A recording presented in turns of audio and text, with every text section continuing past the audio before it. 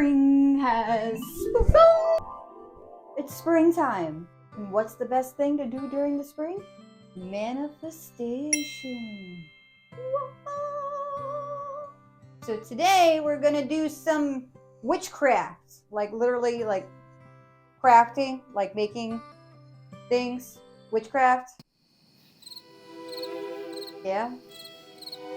So today would be a good day that I thought to make some manifestation paper and manifestation seed bombs. Now do keep in mind that each area for seed bombs is completely different. So some places it's actually illegal to do this because some people plant invasive species and non-natives that don't work with the pollinators, and some still see it as vandalism.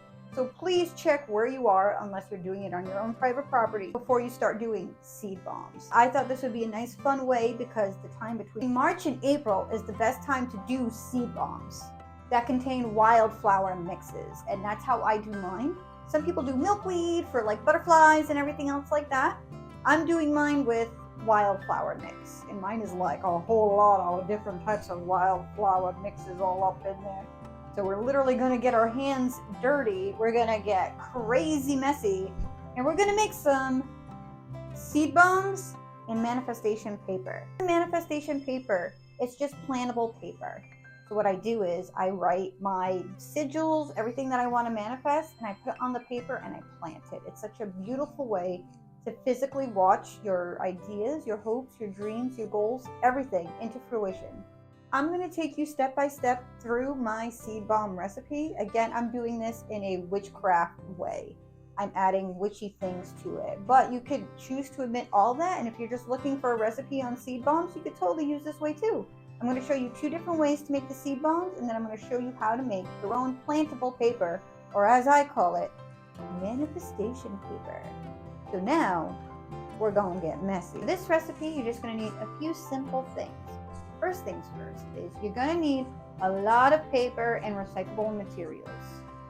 You're going to want a lot of paper, a lot of recyclable paper. I use a lot of newspaper, regular printer paper, and little cardboard takeout things that have no food on them. But just something that is easily, think of paper mache, what you would use for paper mache. That's what you're going to want for this. The second thing that you're going to need is water, but since we're doing it a witchy way, we're going to use moon water. So new moon water is great for new beginnings and manifestations, but you could also use full moon water to get that full abundance of energy mixed in with it. You don't have to use all of it. You could just use a drop or 2. You could soak the whole thing in moon water if you want, or you could use celestial water. You could use sun water, solar water, Sirius Stargate water, just as long as it's a pure type of water without any fragrance or chemicals in. So wouldn't use rosemary, Florida, Michael water, anything where you have to add anything. You just want pure water. You're also going to need a blender. Mine's in my kitchen, so I'm just going to point that way. Mine's in my kitchen. I'm not going to bring it out here. And lastly, the other thing that you're going to need is a container. You want a basic container because you're going to want to soak the water beforehand, and then afterwards you want something to put it in. So I'm going to start. What I'm first going to do is I'm going to soak these in water.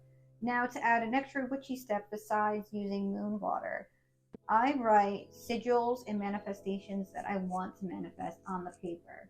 Sigils especially. So part of what makes a sigil work is the act of destroying the sigil. So when we're ripping up that paper, we're destroying that sigil. When the seeds go through, they carry the energy of that sigil and bring it up to the top. Sigils, again, work best either when they're lodged in your subconscious and you're not thinking about it, or they're destroyed in some manner, either by burning or by ripping them. You're releasing that creative force out.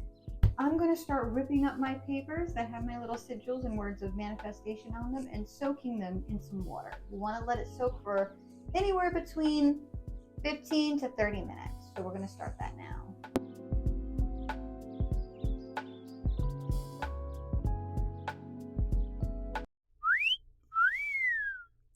Now that all this is ripped up, all we do is we add our water and we let it sit. Let it sit from anywhere between 15 to 30 minutes.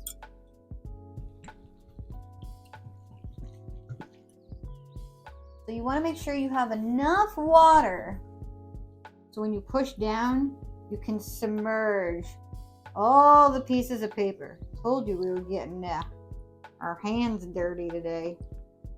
And then when we come back, we're going to put it in the blender.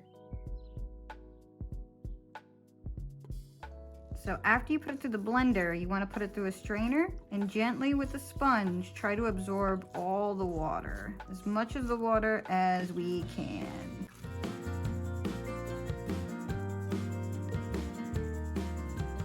After you blended it and use a sponge to soak up all the extra, it should look like this. It's kind of like gray, cold, sticky paste paper mache. So I'm going to mix it into a separate bowl.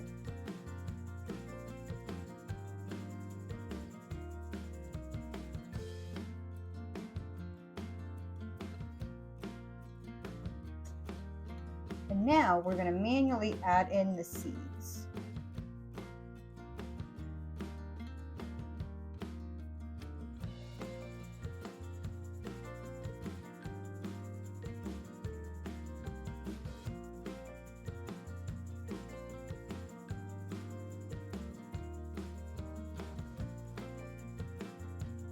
And you just take little bits and roll into a ball. That's a pretty good one.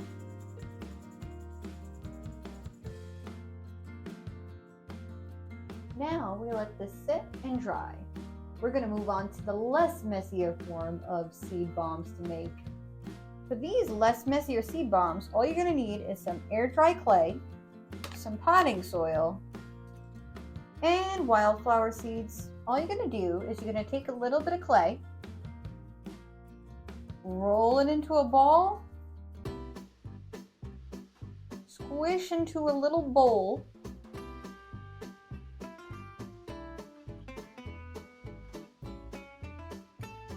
like that. You're going to add a pinch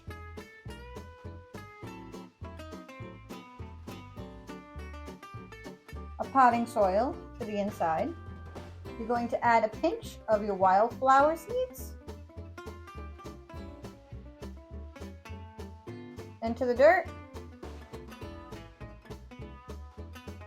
And then you just pinch it and fold it all up in together.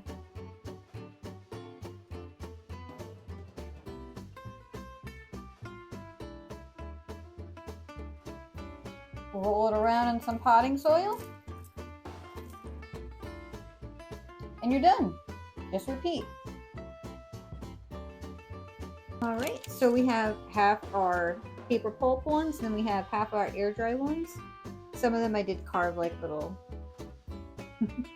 happy face things into them, and smiley faces and hearts, little sigils. We let these sit for 24 hours or so, and then you toss them onto your property or any areas where you are legally allowed to throw these. Again, I say legally because some people call this guerrilla gardening. But I think it's a great way, if it's legal for your area, to do manifestations. Because you have your sigils and all your positive intentions in with your paper pulp, in with the moon water. And then with the clay ones, once they're done, I take porcupine quill. And you could literally take any of these and you could put whatever sigil that you want on it. I'm just doing something as simple as a heart. You could sit here and just be as mindful as you want.